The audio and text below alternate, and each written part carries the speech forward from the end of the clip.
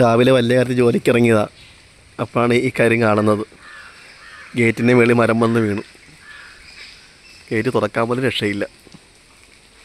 ഇത് വെട്ടിക്കാൻ പിന്നെ ആളെ വിളിക്കേണ്ടി വരും. കഷ്ടകാലം. ഒട്ടും പ്രതീക്ഷിക്കാത്ത ഒരു കാര്യം സംഭവിക്കുന്നത്. നമ്മുടെ കുഞ്ഞതിഥി കാത്തിരുന്ന് വിഷമിച്ച്. ഞാൻ ഗേറ്റ് ഇപ്പം തുറക്കും കാത്തിരിക്കുക പുള്ളിക്കാർ. എവിടാ